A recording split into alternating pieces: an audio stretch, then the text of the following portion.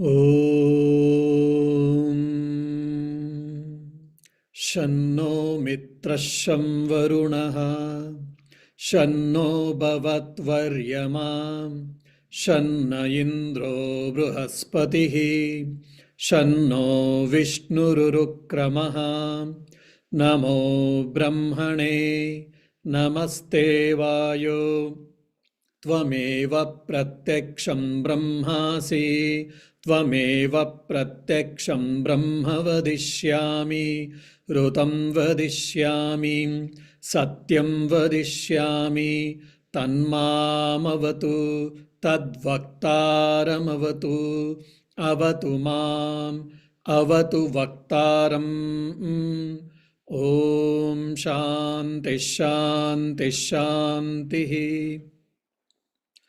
O Lord, Indra, Varuna, Shashanka, Aryama, etc., please bless us. I shall speak the truth and I shall follow the truth. May you bring good for me and for my teacher. Om, peace, peace, peace. Dear devotees, today also again one more meditation. So the question might come, Arey, what is happening here? We are supposed to discuss the Upanishads, which is something to do with the philosophy. Who am I? Who is this Supreme Self? And what about this nature of the either God or individual soul, self, and the world? But so many meditations here again and again. So this looks like Taittiriya Upanishad is a meditation course. Taittiriya Upanishad is a meditation course. This question might come, doubt might come with some of you. And also one more thing, deeply, when if you are following the teachings of the Taittiriya Upanishad, a question might come, all right, now feel that you are the fire, or feel that you are the prana, or feel that the Vyavruti meditation, if you remember, all these things. By feeling, what do I get it actually? First of all, it is difficult. It is more abstract concepts, and practicing is quite difficult, challenging. And even by doing this, what do I get it?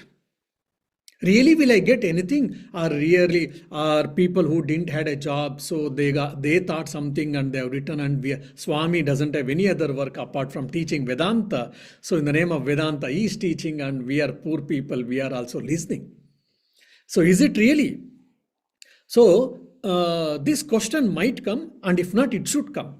So at least when I was reading, I got this question. So I thought you will get this question. If not, I am inducing this question to all of you to think so that you will be clear about all these things. All right.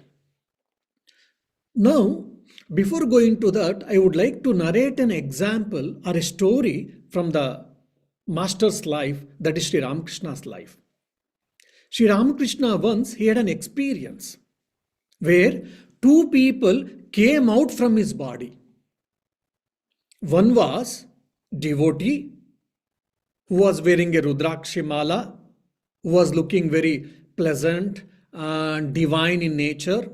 Or Sri Ramakrishna puts like this beautifully, that he was the son of Mother Kali. Basically, who was having a divine qualities, divine appearance. Because he was practicing a pure life, so he was able to manifest that purity, divinity. So he was a son of Mother Kali. The other person also came out from his own body. It is all Sri Ramakrishna's experiencing, is narrating that he was black in complexion, very red in eyes, like charcoal red, eyes were burning. So basically, he was called Papa Purusha. The Purusha who has done a lot of bad things or a sin. So basically, he was one of the best among the sinners. So both of them, they came and they had a fight. And the son of Mother Kali, he, with the grace of Mother Kali, he pierced with the help of trident the Papa Purusha, and Papa Purusha, God died. So this is his experience. Now again, it is not an imagination. Sri Ramakrishna is telling that this was my experience. So if you go deeply, start thinking about this. This meditation technique comes in our puja paddhati, in the worship of Sri Ramakrishna. So in the worship of Sri Ramakrishna, Ramakrishna was meditating every day that his body is let the present body, physical body, and the subtle body and the causal body, let it gets dried up, let it gets burnt away, and let me have the new body which is pure in nature. Now, for all of us, when we do worship, even including me, we all imagine here. Now, all our meditations starts with an imagination. I am trying to imagine Sri Ramakrishna is in my heart. I am trying to imagine that I am becoming pure. I am trying to imagine that I am becoming good.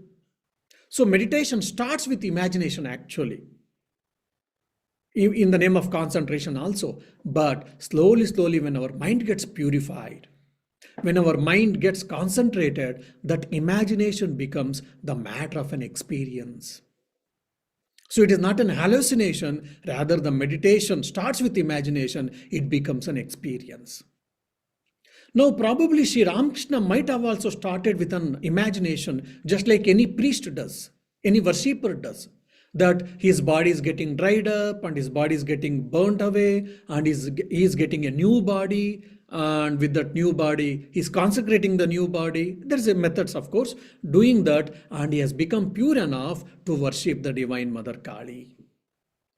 It started with an imagination, but at some point of time, he had the experience that the sinful man, the Papa Purusha, was died, or he was killed, he was destroyed by the mother of Kali, by the son of Mother Kali.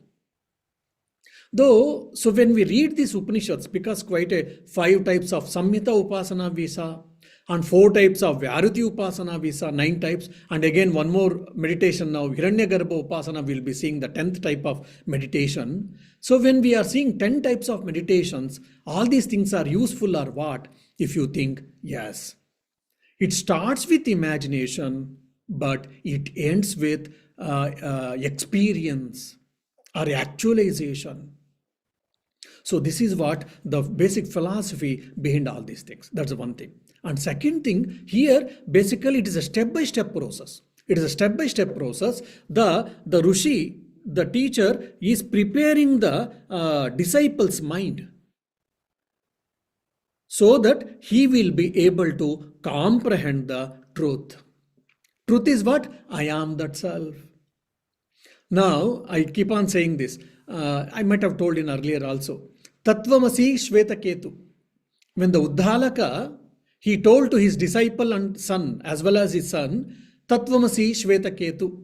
How many times? 9 times he told. Tattvamasi Shvetaketu, Tattvamasi Shvetaketu, Tattvamasi Shvetaketu. Means you are that Shvetaketu, you are that Shvetaketu, you are that Shvetaketu. 9 times he heard, and Shvetaketu understood and experienced Ahamasmi Brahma. Yes, I am that Brahman. It was not an imagination. It was not a conviction even. Rather, it was an experience. Now imagine if a teacher says, oh my dear, you are that, you are that, you are that. 9 times? No. 19 times? May not be. 99 times? Oh, may not be. You might add any more number of 9s actually. 999 or 99,099. I am not sure. At least I will be able to experience Ahamasmi Brahma. I am that Brahma. Now, 9 times was enough here.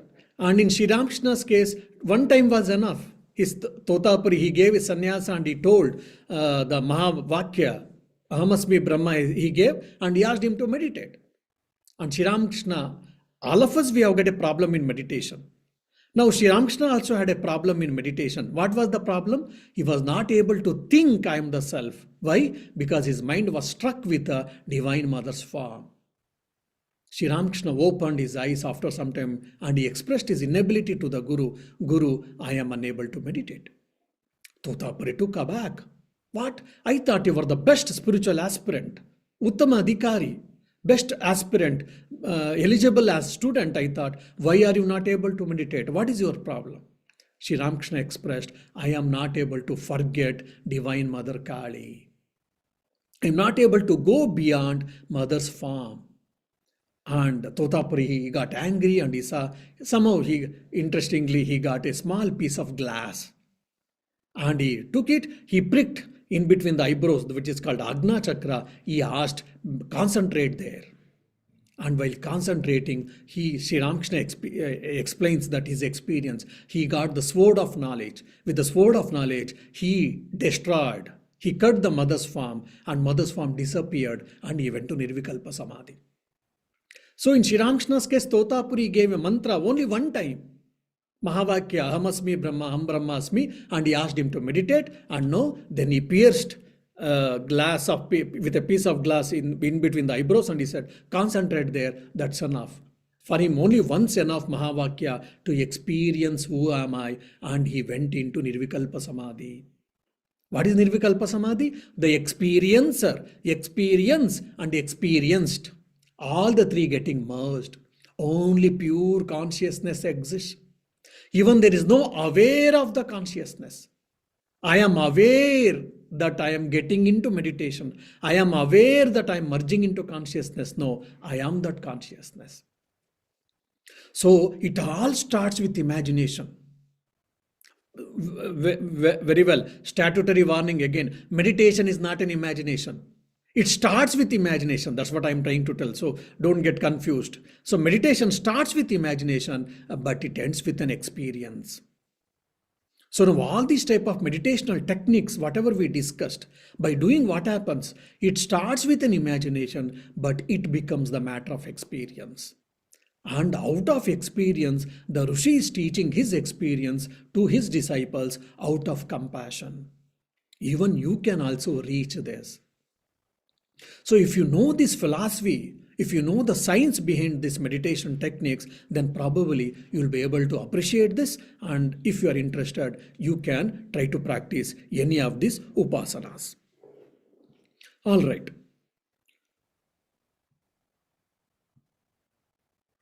Now, if you see, two types of meditation is done. Now the third type of meditation we are going to do. That is what? Hiranyagarbha Upasana.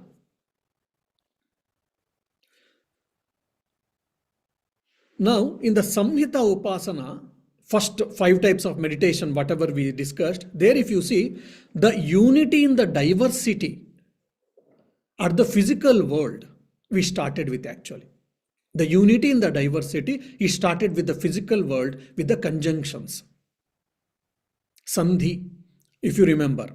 In the Vyariti Upasana, we try to meditate on the sacred utterances. Bhuhu, Bhuvaha, Suvaha, Mahaha. Using that as a alambana, using that as a symbol, as a support, we started meditation. Then we went to different levels of existence actually. And in the Hiranyagarbha Upasana, which we will be going to discuss, meditation on the cosmic subtle body, or meditation on the cosmic mind. What a beautiful concept, you see. Meditation on the cosmic mind is what? Hiranyagarbha Upasana. So to achieve the identification with the cosmic mind or cosmic functions of the divine. Now, how to understand this? Again, if you have read Swami Vivekananda's life in the Himalayas, near Almora, the place called Almora, that's again the particular place was called Kakadi Ghat. Kakadi Ghat. There, Swami Vivekananda had an experience of microcosm and macrocosm. Both are made up of same material. Because when you say cosmic mind, when you meditate on cosmic mind, you get merged in the cosmic mind. And you will get all his powers. That's what Rishi says. Now again, is it imagination? Is it really possible? Yes. Swami Vivekananda's his own experience. After his experience, he has narrated that. He said that microcosm and macrocosm both are made up of same material. I am the part of the cosmic mind. My mind is part of the cosmic mind. If you remember in last one of the class I told, why all of us we are able to perceive the world in the similar way. Because the world is what? Nothing but cosmic projection. It is not a creation. We don't use the word creation, Upanishads. We say projection. The Brahman has projected the world. So the who is projecting the world? That's what Hiranyagarbha, cosmic mind. And since I am being the part of the cosmic mind, then what happens? I also see the projected world in the similar way.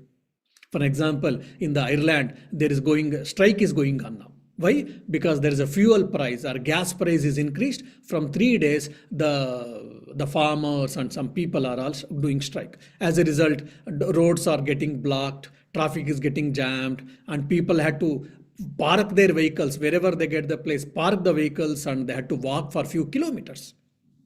Now, because I am part of the Dublin, I am in Dublin, I am part of the Dublin. When Dublin gets affected, I do get affected. So you can say, if I am part of the cosmic mind, when the cosmic mind is projecting, why should I also have same experience? Similar way. If the weather is disturbed in the Dublin, even I do get disturbed. I means by body and mind, of course, not the self. My body and mind also get disturbed. So I am the part of the cosmic mind. All right. Now, one more interesting, the meditation technique. Saya yesho anta rudaya akashaha. There is a space within the heart. Now, heart is not physical heart, which is left side of our in the body. No, this is the in the middle of our body. That is the spiritual heart, which is called more or less Anahata Chakra.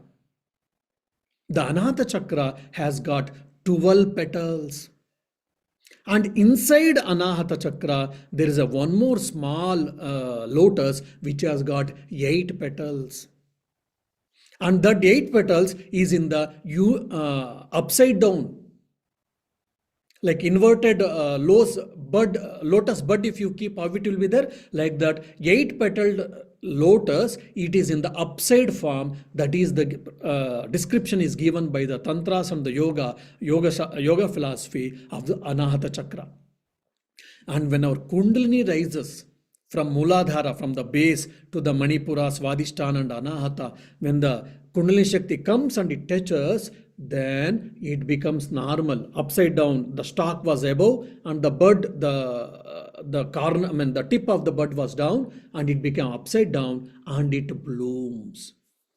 Now in our meditation techniques, our gurus tell, try to imagine that your chosen deity is residing on the 8 petal lotus. Why? Here you will get a reason, philosophical reason. Why? Because our Anahata Chakra has got a 8 petaled lotus.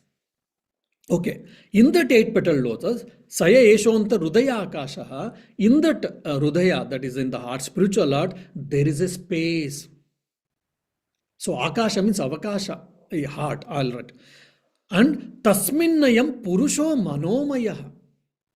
Within the heart, now we can imagine very well, there is a beautiful spiritual heart, there is a 8 petal lotus, and imagine that your Kundalini Shakti has arose and it is touching. So now the lotus is bloomed and there is a space inside the lotus.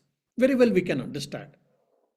And there is a space which dwells in that, and in that Tasminnayam Purusho Manomayaha. There is a Purusha there. Purusha is who? Here, the Atman or the Brahman. And Manomayaha, he is only been perceived by the mind, reflected consciousness. So the Brahman or the consciousness can be perceived only by the mind. All right. Amruto Hiranmayaha. And how he looks like, what is his nature and how he looks like? He looks like he's golden complexion. Means golden complexion in the sense he is shining basically here. Hiranmaya is shining like a gold. And Amrutaha, he is immortal. He is immortal. Antarena Taluke. Antarena Taluke means, now you are experiencing the consciousness, the Atman in the space which in the heart. Now he is going above.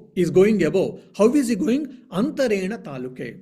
Now, according to the Vedic knowledge, so he is traveling in between our throat, which is called Anahata. Then, what do you say, Manipura? No. What chakra it is called? Agna chakra, Swadhisthana, no, Swadhisthana. We should Vishuddha chakra. Yeah, thank you. So he is traveling through the Vishuddha chakra. Vishuddha chakra is at the base of our throat. That is called Antarena Taluke. Between the two palates, which in our mouth, to the base of the palate, he is traveling. Now your consciousness as a Purusha, you are traveling above. Ya yeshastana ivavalambate. You imagine the Rishi has got an experience and he's telling that Sushumna Nadi, there I see a small tongue, we say that, which is called like a nipple like. Nipple, if it is inverted, how the nipple will be there behind the throat, all of us we can experience. He's saying that, oh, in my path, I see a something, an object which is like a nipple shaped. That is called Antarena Taluke. Ya yeshastana ivavalambate. There hangs which looks like a nipple. Okay. Then Indra Yonihi. This is the path to the threshold of the divine. Here Indra is Brahman, Yonihi is what? The place or space. Then Yatrasau Keshante Vivartate. Then slowly going to Agna Chakra and I am going to Sahasrara. Where is Sahasrara? Yatrasau, Yatra Asau Kesha Antha Vivartate. Where the hairs end. There means what? It is the crown of the head, tip of the head, Sahasrara Chakra. Where the roots of the hair divide. Vyapoya Shirshakapale. Passing through the spot where the skull bones meet, which is called Sahasrara Chakra. Through that, I am getting exit. He is getting Kramamukti.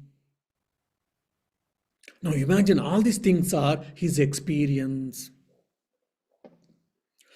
All right, now I will go a bit deeply. So Hiranyagarbha, Hiranya means gold like shining knowledge, gold like shining, means basically it is symbolical representation of the knowledge. Garbha means womb. All right. So meditation on Hiranyagarbha.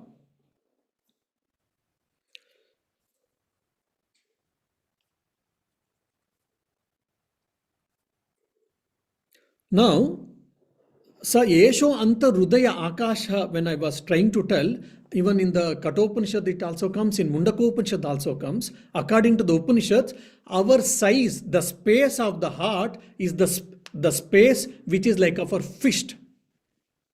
Our fist, individually our fist, what is the size it contains? So much space is there in our heart, it seems. Okay. And Angustamatra Purusha, either in Purusha Sukta, Nan Sukta comes, Angustamatra Purusha. What is the size of the Purusha, the Atman or Brahman? It is Angushta, your thumb size. Whatever your thumb size is there, so much size is your Purusha in that Rudaya Akasha, in the space. Now, when I heard first time, then I thought, I got a question. All right, the Purusha, the Brahman is the Atman is the size of my thumb, he says. When I was small, 6 or 8 years, my thumb size was very small. Then 12, 13 years, it grew big. At least 18, 20 years or whatever it may be. I mean, biologically, it grew. That means his Brahman is also growing then. But Upanishads and Gita, everyone says that Brahman is eternal, changeless, it is birthless, decayless, etc., etc. If thumb is also growing, because it is the size of the thumb, if you say, when I was small, the size of the Brahman was little. When I grew, then the size of the thumb increased, then the Brahman size also got increased.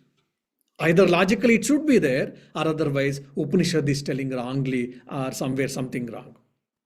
That's where if you don't think really, if you carry over by the meanings, surface meanings, we can get wrong translations, wrong understandings.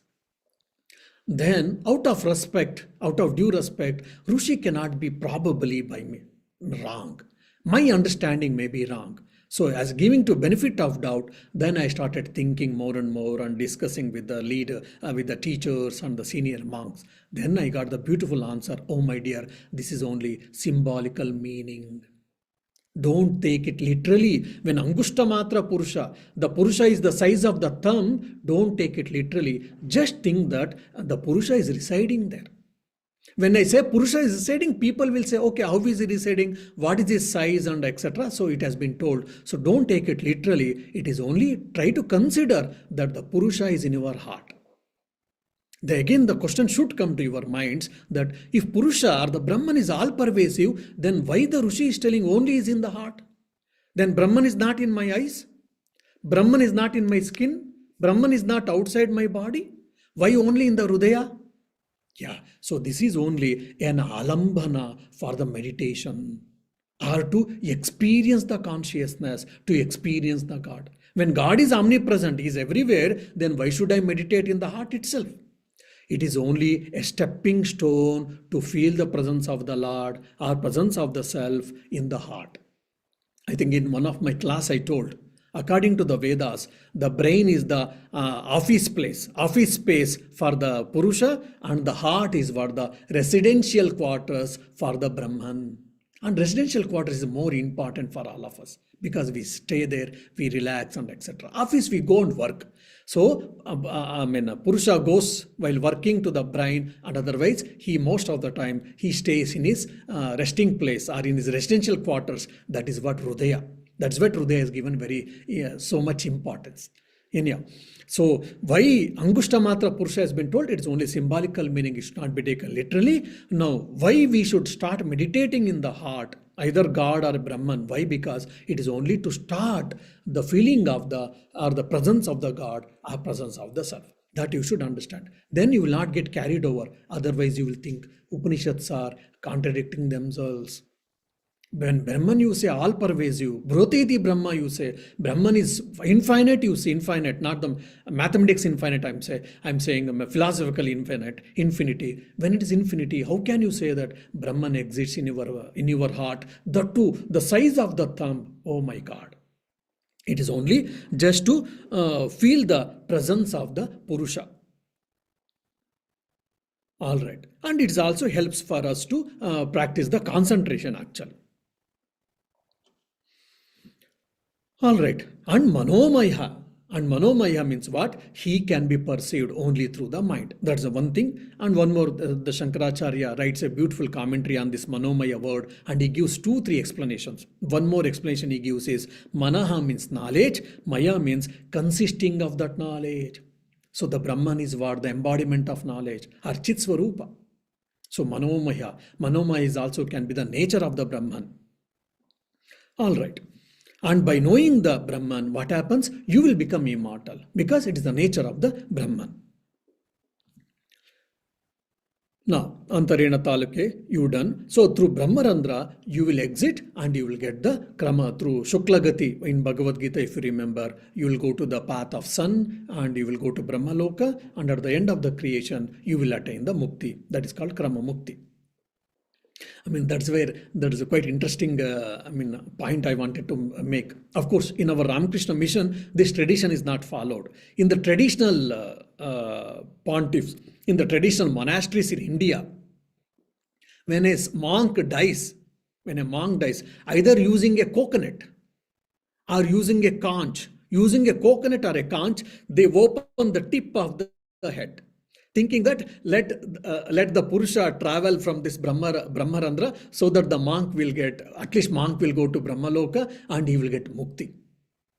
So why the monk's head is, they will open little small thing, with the help of coconut, by breaking the coconut on the head or with the taking the conch, they will try to make a small, very tiny hole so that his jiva can go through the Brahmarandra and he will get a Mukti. Now, people say it might be superstition, or it might feel like tradition or whatever. But for that the basis for tradition is what here in the Upanishad we can see. All right. If someone asks, now the person is died, because dead person only they are trying to open their skull. Then if that is the case, already has died, then do you think that by opening the skull, will he go to Brahmaloka?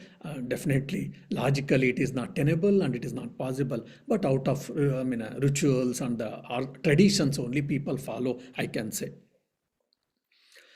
All right. Now, after explaining this, now the meditation comes Hiranyagarbha Upasana. What is that here? Again, Vyavruti, you remember. Now, that Buhu, Buvaha, Suvaha, Mahaha. That same idea has been told here. Now, here it is telling, the seeker try to realize their body through the fire. Buhu. Means you are trying to meditate, you are trying to merge yourself with the fire principle or heat principle. Buhu. Then Buvaha. Buvaha represents the cosmic wind principle or the air principle. Then Suvaha is what? The light, the sun. So you are trying to merge yourself with the fire, with the air, and with the sun. These are the elements by which the world is made up of. Akasha, space, air, water, fire, earth elements, 5 gross elements. Through that, the universe is made up of. So you are trying to meditate on them and you are trying to merge yourself with these elements. All right. Then afterwards, Mahaha. That is what Maha is, what Hiranyagarbha or Brahman. You are trying to merge with that Brahman or Hiranyagarbha.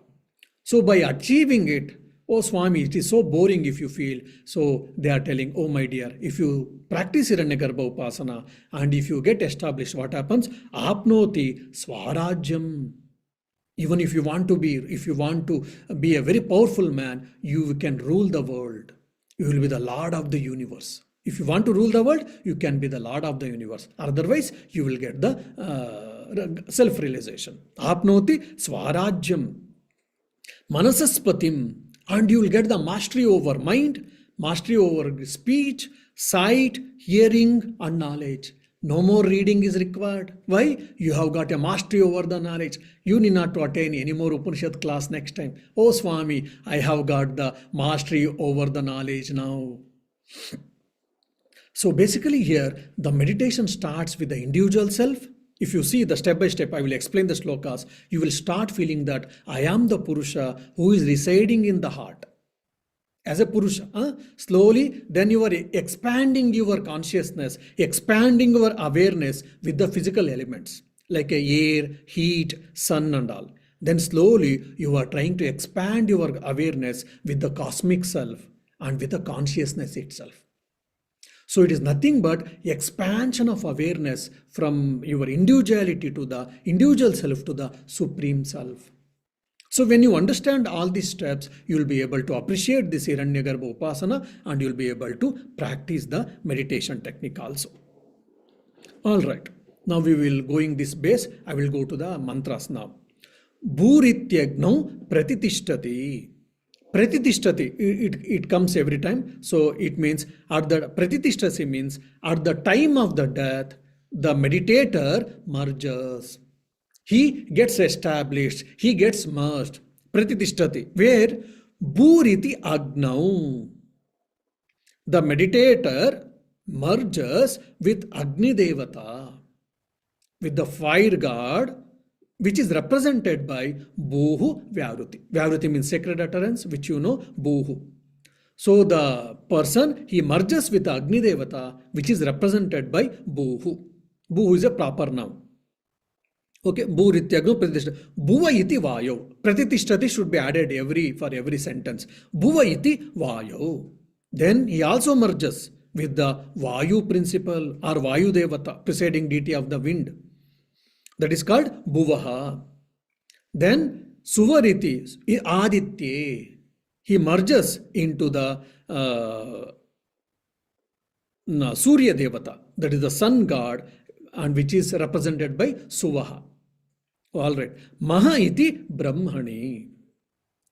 And after merging with all these subsidiary gods, he is finally merging with the Agni Devata, that is Samashti Hiranyagarbha, or the cosmic self or the Brahman here, Brahman. But since it is Upasana, it is taken as Hiranyagarbha Upasana. Maha iti Brahmani. He merges into the Hiranyagarbha. Then once he merges with Hiranyagarbha, he enjoys the status of the Hiranyagarbha. That is what the Brahma, he goes to the Brahmaloka. Then he gets the sovereignty. Means he gets the absolute control over the 14 worlds. Now, for an example, if a cabinet minister makes a statement, he takes a decision. Now, the prime minister or a president of the government of the state, he can overrule. Why? Because the president or prime minister, they are more powerful. Isn't it? Now, this Brahma, the Hiranyagarbha, he is ruling the entire 14 worlds. In the Vedic cosmology, the creation consists of 14 worlds. So, Earth is in the middle, above 7 worlds are there, below 7 worlds are there. The whole creation consists of 14 lokas, 14 worlds actually. And he is the Lord of all the 14 lokas. And every loka has got one leader, no doubt. But he is the leader of all the 14 lokas. That is what called sovereignty here. Apnoti manasaspatim. He is the Lord of the individual minds. He can control his own mind and he can control everyone's mind, even if he wishes. Then Swarajyam. And he, Swarajyam means he attains his state, he attains his country, he attains his place. Vakpatihi means he is the Lord of all the karmendriyas. Then Chakshushpatihi, Shrotrapatihi, Vijnanapatihi means he is the Lord of all the 5 motor organs and 5 sense organs of knowledge. And is also the Lord of the intellect. So these are the results basically they are telling. Then Etat Tataha Bhavati. Then some additional glories are also told. What is that? Akasha Shariram Brahma. Then his whole body will be the space. His space will be like an Akasha. Basically macrocosmic body they are trying to tell. Then Satyatma. Satyatma means his body, which is space, consists of visible universe and invisible universe. Then Pranaramam, and whole energy is the sum and total of all the energy, is the substratum for the entire energy according to the Rushi. Then Manaha, Anandam, he is enjoying, experiencing the bliss at every moment. We are not enjoying it right now. But in his case, if you practice Hiranyagarbha Upasana and if you get established in that, after the death, the term and condition, again here, 2 conditions. One is you should get established in the Hiranyagarbha Upasana, you should be succeeded. Second is you should die. While living, it is not possible. 2 conditions. So you should die actually. So that is the beauty of the Vedantic realization. When Jivan Mukta, while living you can experience, but here you have to die to experience this everlasting bliss. Mahanandam, it is the greatest everlasting bliss. Then you might say, oh, why is only experiencing bliss? Why not dukkha? Why not suffering or sorrow? Because the world is made up of dualities. Then how this fellow is has got a special status? Why is not enjoying dukkha, suffering like us, unlike us?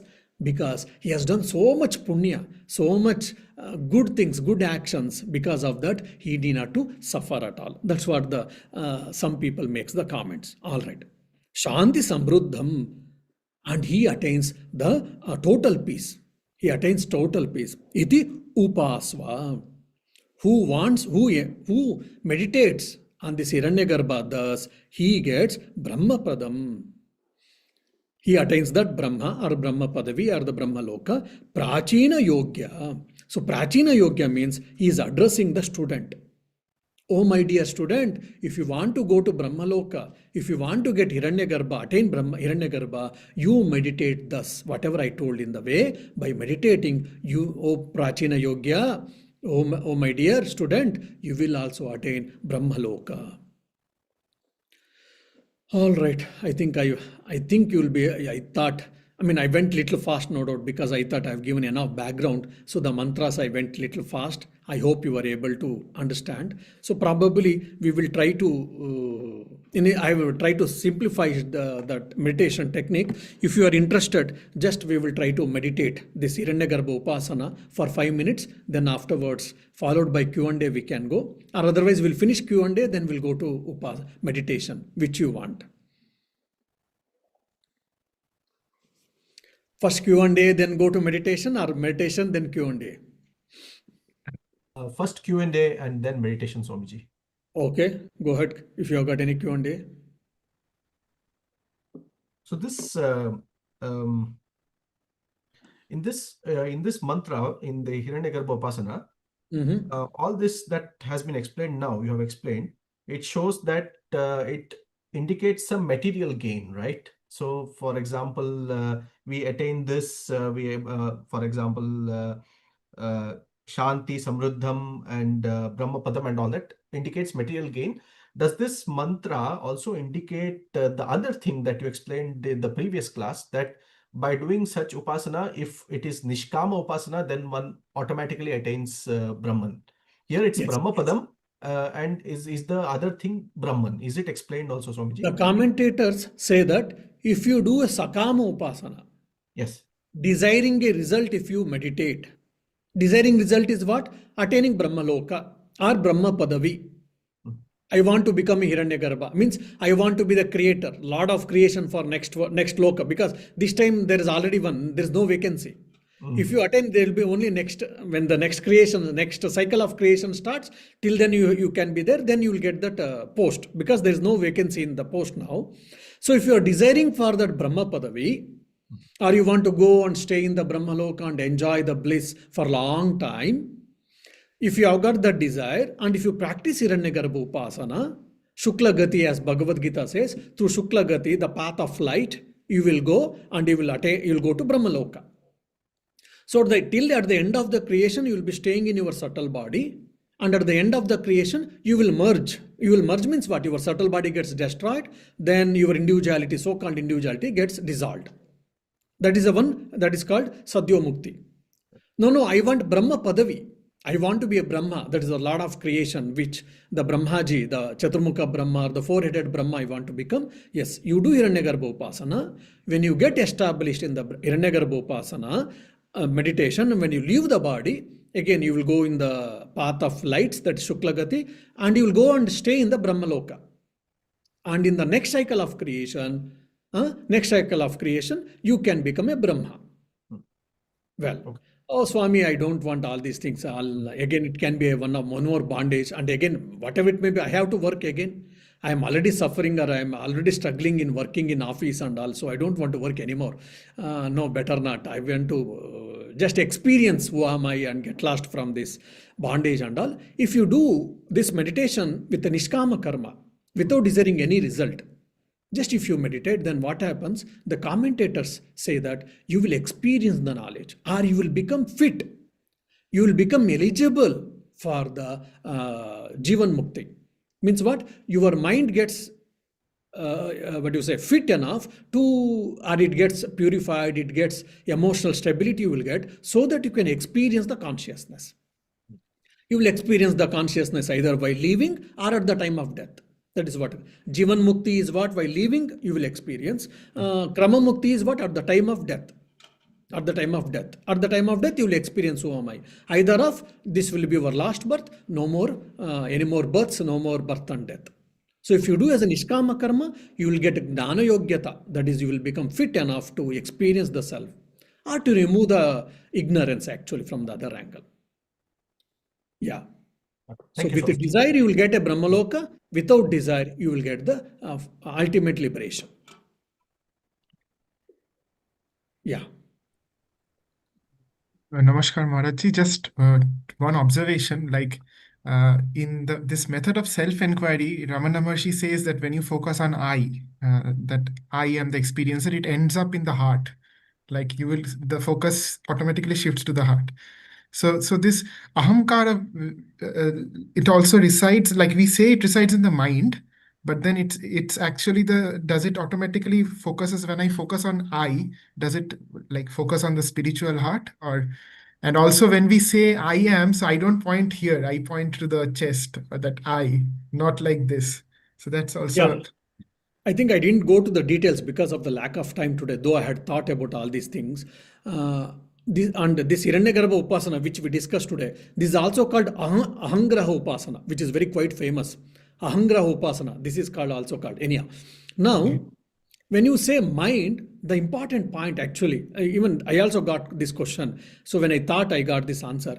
Now, if you see, because of the presence of consciousness, everything is experienceable, isn't it? But to experience even the consciousness, Even if the consciousness want to experience of its own existence, it needs the mind, reflecting medium, which is called reflecting medium, which is called mind here. And without the mind, consciousness cannot be experienced. But without the sense organs, it can experience. But without the mind, the consciousness cannot be experienced. Okay, now the place of the mind, according to the Vedanta, is what? The heart. Then what about this brain? No, that's the reason I told. It is office space, and this is the residential space. And we always prefer residential space. No, Swami, I prefer office space, then you will be an intellectual or whatever. The spiritual person refers or prefers the residential space. So why it is thought like meditating in Akasha, in the mind, my heart, what? Because heart is the place where mind exists. And mind is a place where reflective consciousness is possible. That is the reason they have told this.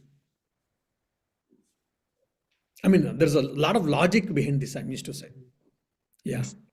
And Maharaji, so this Manomaya, is this so you said it's Chit Swarupa, but is this... Actually, see, Manomaya has been 2-3 shades of meaning has been discussed by the Shankaracharya in his commentary. One Manomaya is what? The mind. Yeah. So, when the mind, how do you experience the consciousness? Through the reflected consciousness, that is what the mind. So, is also Manomaya means what? He is also experienced through mind is what reflected consciousness. Okay. So, he is only possible to experience through the mind. And where this mind is getting the power to do the action, to do the work, it is because of the consciousness. That's the one thing. And how do you interpret the word, Sanskrit word manaha? Manaha, that dhatu has got 2-3 shades of meaning. Based on that, Shankaracharya plays with the words actually there. So one more is what? Manaha means what? Knowledge. So Manomaya means what? Which is the object of knowledge. Or which is the embodiment of knowledge. So Manomaya is nothing but what? Then object of knowledge is what? The Atman or the consciousness. Isn't it? Yeah. So from this angle, it is called Chitsvarupa. Chitsvarupa, Shankaracharya has not told. It is my interpretation actually. So he has told it is the object of knowledge. Yeah. And I think Darshan had asked regarding the, the Brahma, Stayo Veda, Saveda Brahma in the last class we were discussing. So Brahma means, is it Brahman or Hiranyagarbha and all? So, and I think, I hope Darshan, are you there? Yes, Swamiji, I am hearing you. Yeah. So, yes, I saw the Gambiranji Maharaj book. In the place of Brahma, wherever the Brahma comes, in this Upasana sections, it is told Brahman only. Swamiji has discussed translated as Brahman only. Because for that there is a reason. I also referred Shankaracharya's original commentary. There also uses the word. He also tells very clearly. But if you see in Swami Gambiranji Maharaj's book, in the 8 Upanishads, in the 270, page number 270, Maharaj afterwards he adds a note. On that very Brahman, which has been presented for meditation, has Hiranyagarbha identified with the Varutis, another meditation identifying it with the group of 5 things, beginning with the earth is being stated. Chapter 7, or the introduction. So it is a Brahman, no doubt, which has been presented as for meditation as Hiranyagarbha, identified with the Varutis, another meditation. So Brahma, Tayo Veda, Saveda Brahma are here and all. So it is Brahman, but it is taken as Hiranyagarbha for the purpose of meditation. Darshan, I think you got clear now, is it? Or no, you have got a doubt? Yes. No, that is what I just wanted to clarify, that because of the commentary from him itself and also Shankaracharya, the translation I read through, and that is why I asked the question that the other day. Yes. Thank you for the clarification. Now, traditionally, when we were discussing all these things, generally they take it Hiranyagarbha only. They don't use the word Brahman. Why? Because it can create a confusion. You are saying Upasana, Hiranyagarbha Upasana, and at the same time you are using the word Brahman. What is this highly confused? Because already we are getting confused. It is so abstract. And again you are switching over between Brahman and Hiranyagarbha. So that's the reason, to be safer, they use the word or they interpret the word Brahma here as Hiranyagarbha only. Because it's a part of meditation anyhow. It is all meditation techniques. They use the convenient for the sake of convenience and to avoid the confusions, they use, I mean, traditionally I'm speaking, when traditionally acharyas, when they discuss these things, they use the word Hiranyagarbha only for the Brahma actually. Yeah. But Shankaracharya makes clearly that here Brahma means it is a Brahman only. Yeah. Thank you, Swamiji. Bharatji, just one point here. So Thakur sometimes says that a pure mind, a mind without vritti, is nothing but Brahman alone. Like somewhere he makes this point, Yes, right? yes. Because when it's pure mind with smart, so the consciousness, it reflects as it is. So now in my mind, consciousness is reflecting on the mind. My experience is what? Consciousness, or maybe the better way of putting is reflected consciousness plus the dirt which is in the mind. That's what my experience is. Isn't it? Shuddha Man, Shuddha Atma, he says. So pure mind is equal to pure self, Sri Ramakrishna says. Why? Because when pure mind is what? It is just like a you can give a best example is what? Prism. Now you keep a red hibiscus flower in front of a plastic surface or a plastic object. At the most, a small shade of light, a small shade of red color you can see. Now you keep a glass which is there's a small a shade or a small shade of paint has been done, and maybe a light yellow color has been painted on the one side of the glass object, and you keep in front of the red hibiscus flower. Then what happens? Red color has been projected in the glass, no doubt, but it is not complete. But probably it is better than the plastic surface. Now you keep a prism. Prism looks completely like a red object. Now object is red common for in the both all the three things, in the plastic or in the tainted glass and the prism. But what is the difference? It is because the reflecting medium, the quality of the reflecting medium is what differed there. So Shuddha Man, Shuddha Atma, pure mind is pure self is what from this angle you can understand. So then in that case, the expanded mind, which becomes the cosmic mind, is the biggest reflector. So from that it becomes it and Brahman, it's like the pure self itself. From that argument also we can say. No, here pure mind, it is telling that without any dirt. When Sri Ramakrishna says Shuddha Man, Shuddha Atma, so he's not speaking of cosmic mind. He's speaking of individual mind only. Whosoever mind is pure mind, complete pure mind, it is as good as considered as self, because there are no vrittis, there are no impurities or whatever. So the reflection of consciousness, it will be complete there, 100%. Yes, I think we should not stretch the example too much, and we should not unnecessarily compare with others. It can create a unnecessary confusion, I mean to say. Yeah.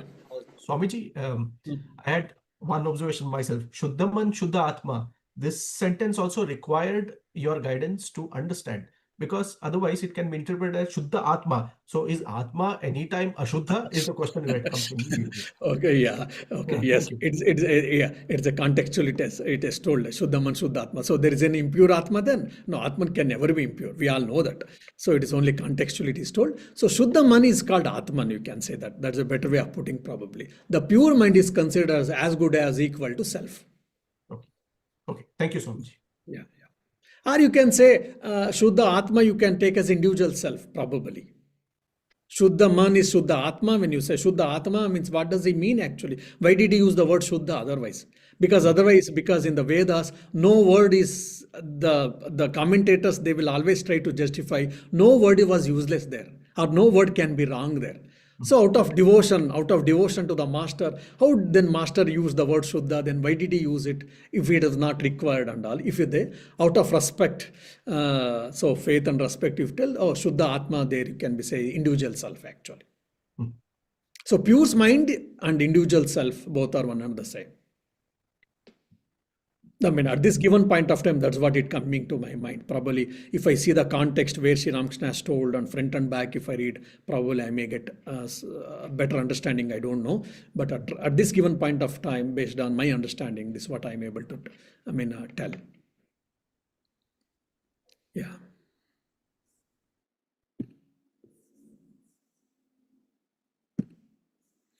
All right, you want to do the meditation now? Or you have got a time for 5 minutes? The Hiranyagarbha Upasana. I mean, I'm not giving the entire ones. I would try to simplify it. I would simplify it, and I'm trying to tell you symbolically, so that you can try to meditate and you can try to understand or relate actually. Otherwise, it will become too much technical, academical. Oh, I don't know, it is boring and drying, and oh, that's the reason Vedanta is drying and boring, people say. So we may land up in such type of conclusions, which I don't want at least. Yeah. So maybe you can sit in your own way, comfortable position, and try to close your eyes and feel that you are that pure awareness or consciousness who is residing in your heart. Again, the Anahata Chakra, your Kundalini Shakti is aroused. So the lotus, the Anahata Chakra is in the form of lotus bud. It is bloom now.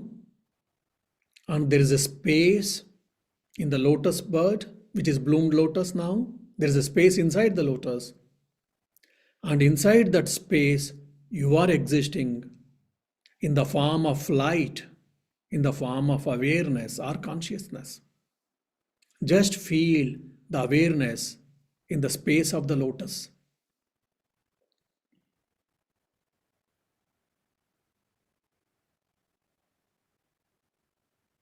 You are pure awareness. You are not the body. You are not the mind. You are not the thoughts or feelings. You are pure awareness. But you are aware of all these things.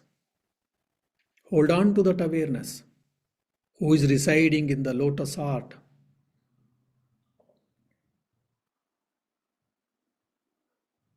Who is immortal and effulgent in the nature.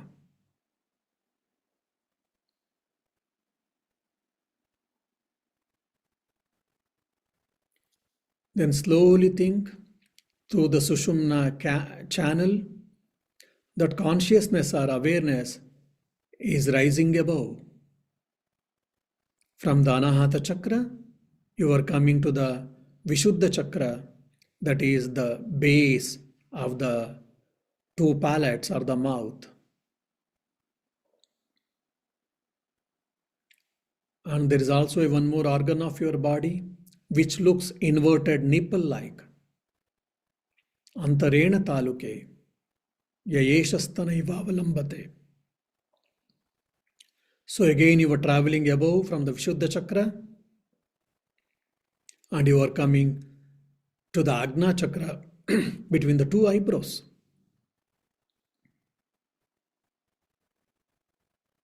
Which has got two petaled lotus.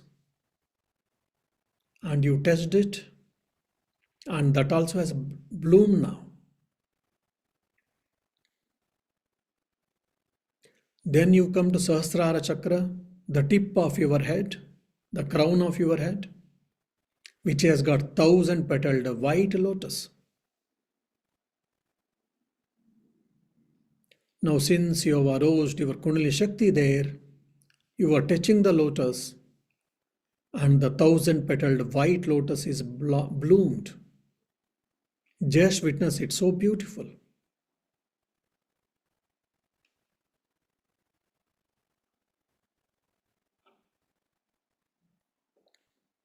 And now you are exiting through the Brahmarandra at the tip of your head.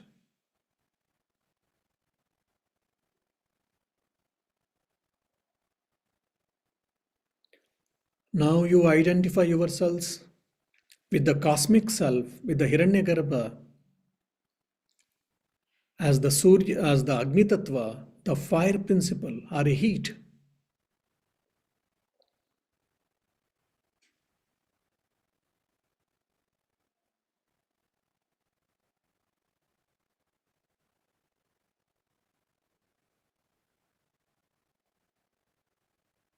Then you try to identify yourself with the air principle, Vayu Tattva.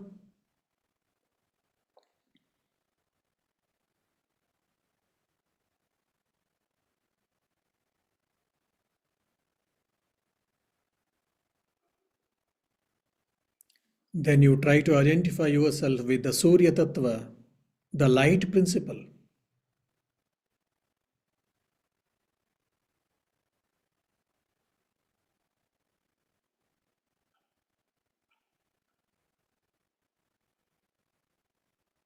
Then you are traveling above to the highest world, Brahmaloka, and where consciousness is appearing as cosmic mind, or the Upanishad says like a golden egg, in the form of golden egg. And you are going and getting merged with that cosmic mind in the form of golden egg.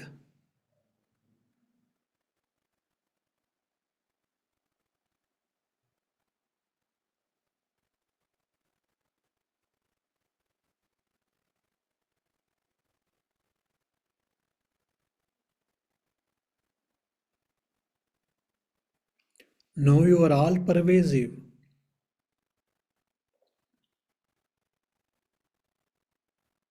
You are free. You are happy and blissful at all given point of time.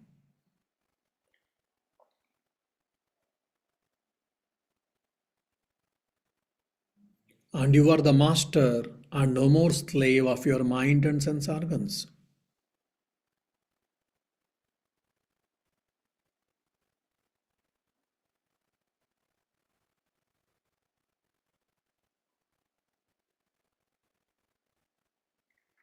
Just like in the ocean, there is everywhere water.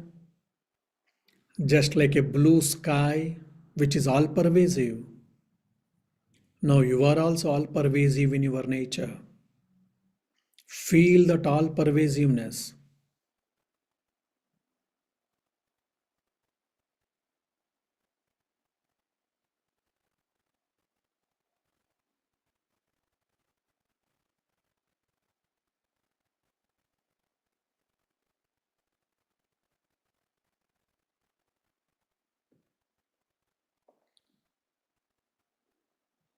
Your pure awareness. You are aware of the existence of the world or worlds. Your awareness, aware of the body and minds. You may be aware of everything, but you are that awareness.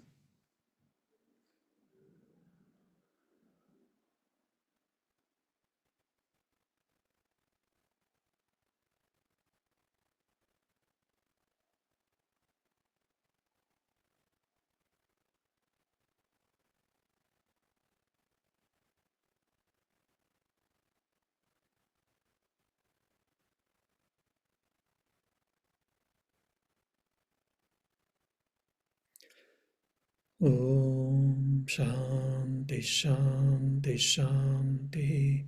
Hari Om Tat Sat. Shri Rama Krishna Arpanamastu.